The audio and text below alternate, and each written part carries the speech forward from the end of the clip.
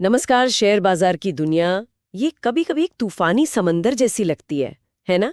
लहरें ऊपर नीचे होती रहती हैं और इसमें सही रास्ता ढूंढना थोड़ा मुश्किल हो सकता है। हाँ बिल्कुल, बहुत अनिश्चितता होती है। लेकिन कई दशक पहले बेंजामिन ग्राहम नाम के एक व्यक्ति ने, कह सकते हैं, एक नक्शा तैयार किया, एक guide book, the intelligent investor.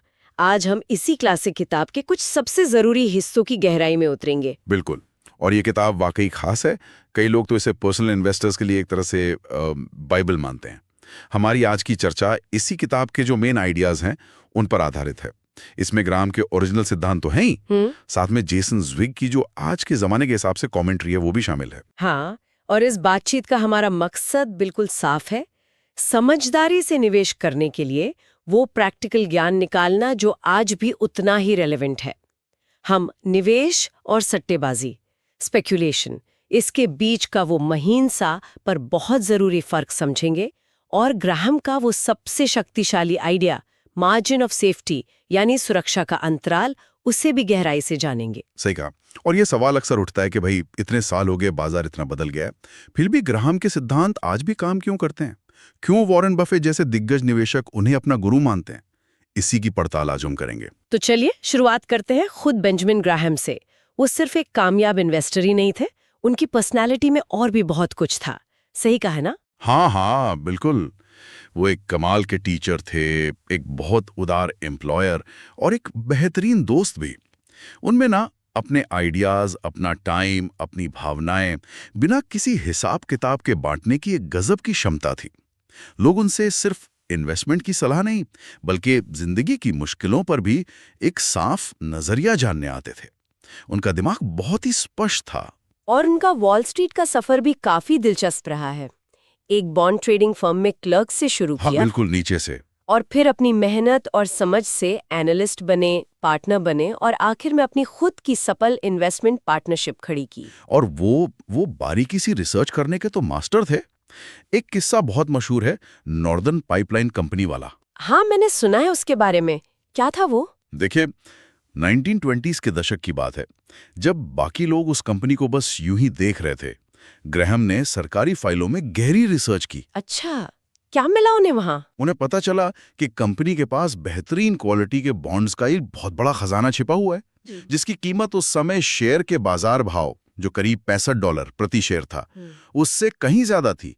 कम से कम $80 प्रति शेयर के बराबर तो बॉन्ड्स ही थे। अरे वाह! उन्होंने सिर्फ बैलेंस शीट की ऊपरी परत नहीं देखी, बल्कि उसके अंदर छिपी असली वैल्यू को पहचाना। जी। फिर उन्होंने स्टॉक खरीदा, मैनेजमेंट पर दबाव डाला कि वो डिविडेंड बढ़ाएं, और कुछ साल बाद लगभग दुगने दाम पर बेचकर शानदार मुनाफा कमाया। ये दिखाता है कि वो सिर्फ सतह पर नहीं तैरते थे, गहराई में जाते थे। वाकई ये गहरी समझ का एक बेहतरीन उदाहरण है। और जाहिर है वॉरेन बफे पर उनका असर तो हम सब जानते ही हैं। अब आते हैं किताब के टाइटल पर, समझदार निवेशक यानी इंटेलिजेंट निवेशक। जब ग्राहम ये शब्द इस्तेमाल करते हैं तो क्या उनका मतलब किसी बहुत ऊंचे आईक्यू या फैंसी डिग्री से होता है? नहीं नहीं, यही तो खास बात है। ग्राहम ने एकदम साफ कहा कि समझदार होने का मतलब अकादमिक होशियारी या टेस्ट स्कोर से बिल्कुल भी नहीं है।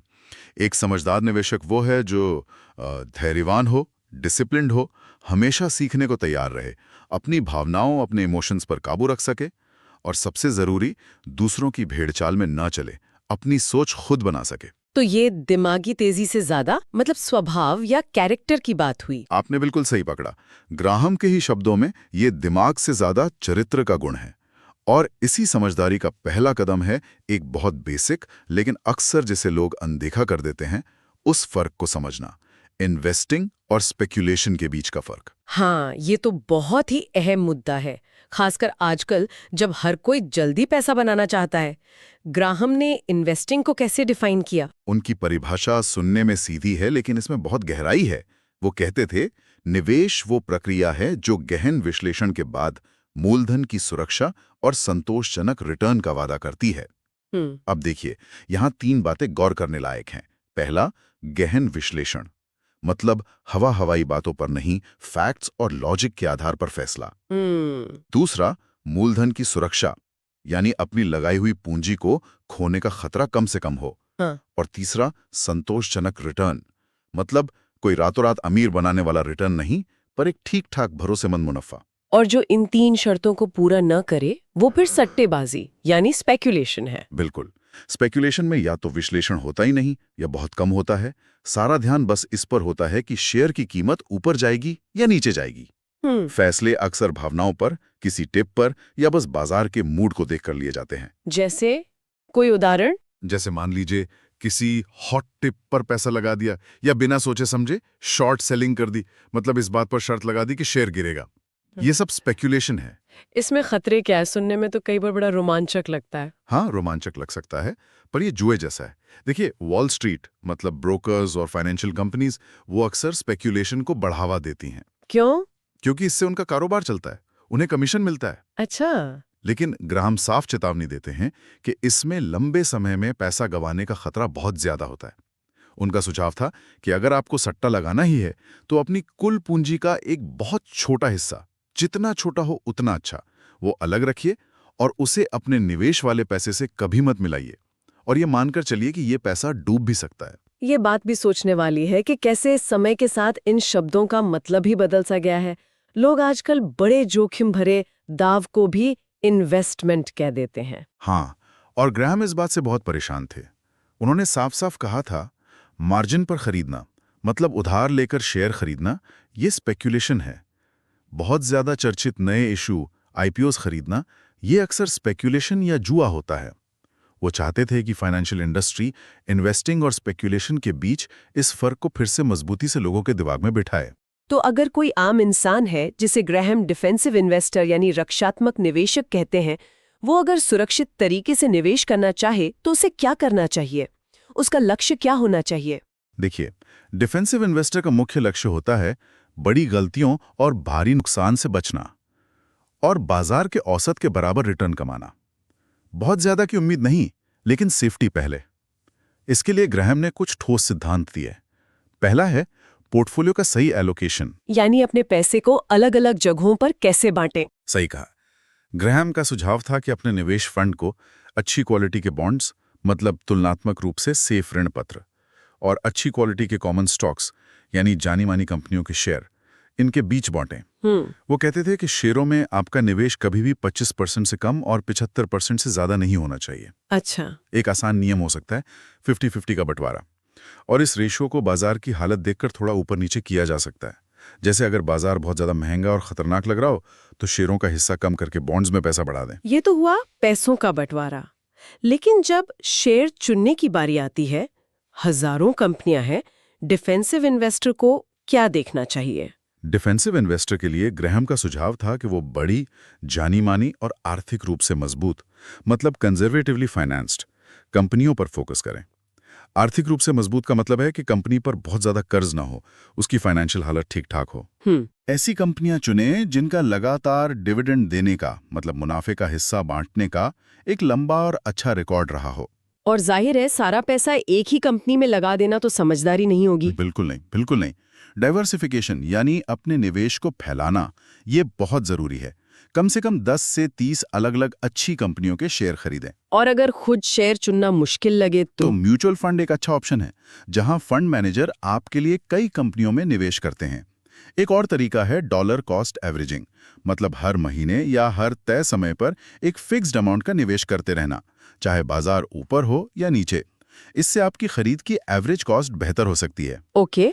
और डिफेंसिव इन्वेस्टर को किन चीजों से बचना चाहिए, क्या नहीं करना चाहिए? ग्राहम के हिसाब से ग्रोथ स्टॉक से बचना चाहिए, मतलब वो कंपनियां जो बहुत तेजी से बढ़ने का दावा करती हैं, क्योंकि उनका भविष्य अक्सर अनिश्चित होता है और उनमें रिस्क ज्यादा होता है। रक्षात्मक निवेशक के लिए ये ठीक नहीं। ठीक है। इसी तरह लो क्वालिटी बॉन्ड्स या प्रेफर्ड स्टॉक से भी बचना चाहिए, जब तक ये वो बहुत ही ज्यादा सस्ते दाम पर ना मिल रहे हों। और आईपीओज, इनिशियल पब्लिक ऑफरिंग्स, इनसे तो खास तौर पर सावधान रहना चाहिए। आईपीओ से क्यों? वो तो अक्सर बड़े लुभावने लगते हैं। हाँ, लगते हैं, क्योंकि वो बहुत ज्यादा प्रचार और हाइप के साथ आते हैं। कंपनियां और उनके बैंकर उन्हें बाजार के अच्छे समय में लाते हैं, जब वो ज्यादा से ज्यादा कीमत वसूल सकें। आम निवेशक के पास अक्सर कंपनी की असलियत, उसके जोखिमों को पूरी तरह समझने के लिए न तो पूरी जानकारी होती है, न ही उतना समय। और इतिहास देखिए तो पता चलता है कि ज्यादातर आईपीओज लंबे समय में निवेशकों को अच्छा रिटर्न नहीं दे पाते। ज़्विग ने भी अपनी कमेंट्री में इसके कई उदाहरण दिए हैं। समझ गए। तो ये तो हुई डिफेंसिव इन्वेस्टर की बात, जो सेफ्टी फर्स्ट वाला रास्ता अपनाता है। लेकिन अगर कोई निवेशक औसत से बेहतर रिटर्न कमाना चाहता है, जिसे ग्रैहम एंटरप्राइजिंग इन्वेस्टर यानी उद्यमी निवेशक कहते हैं, उसके लिए क्या रास्ता है? देखिए, एंटरप्राइजिंग इन्वेस्टर बनना सिर्फ चाहने से नहीं होता। इसके लिए काफ़ी ज्ञान चाहिए, अनुभव चाहिए, रिसर्च करने का स्किल चाहिए, और सबसे बड़ी बात, इसके लिए काफ़ी समय और मेहनत लगानी पड़ती है। ये लगभग अपना एक बिजनेस चलाने जैसा है। हाँ, ये कोई पार्ट टाइम काम नहीं लगता। बिल्कुल नहीं। इनका लक्ष्य होता है बाजार के एवरेज रिटर्न को बीट करना, उससे बेहतर कमाना। तो ये औसत से बेहतर रिटर्न कैसे कमा सकते हैं? क्या तरीके हैं? ग्राहम ने कुछ संभावित तरीके बताए, लेकिन साथ में उनकी मुश्किलें भी गिनाई। एक तरीका है मार्केट टाइमिंग, यानी बाजार के नीचे जाने पर खरीदना और ऊपर जाने पर बेचना। सुनने में बड़ा अच्छा लगता है। हाँ, लगता तो है कि बस यही कर लें तो पैसा बन जाएगा। लेकिन हकीकत में बाजार कब नीचे जाएगा, कब ऊपर, इसका सही अंदाजा लगाना लगभग नामुमकिन है। ग्राहम मानते थे कि इसके जो फॉर्मूले वगैरह होते हैं वो अक्सर फेल हो जाते हैं। अच्छा, दूसरा तरीका? दूसरा है सावधानी से चुने गए ग्रोथ स्टॉक्स में निवेश करना। ये भी मुश्किल और जोखिम भरा है, क्योंकि आपको ऐसी कंपनियों को पहचानना होगा जो भविष्य में वाकई उम्मीद से बेहतर परफॉर्म करेंगी, और वो भी तब जब बाजार उन्हें शायद पहले ही महंगी कीमत दे रहा हो। इसके लिए आपको भीड़ से अलग सोचना होगा, आम राय से आगे जाना होगा और बहुत गहरा विश्लेषण करना होगा। और ग्राहम का अपना पसंदीदा तरीका कौन सा था, जिस पे वो ज्यादा भरोसा करते थे? उनका पसंदीदा तरीका, और जिसे वो सबसे लॉजिकल मानते थे, वो था बार्गेन इश्यूज खरीदना, यानी सस्ते इशू। मतलब ऐसी कंपनियों के शेयर खोजना जो अपनी असली कीमत या इंट्रिंसिक वैल्यू से काफी कम दाम पर मिल रहे हों। इंट्रिंसिक वैल्यू यानी कंपनी की वास्तविक कीमत। हाँ, बिल्कुल। जो उसके एसेट्स, उसकी कमाई की क्षमता और भविष्य की संभावनाओं पर आधारित होती है, ना कि सिर्फ बाजार के मूड पर। और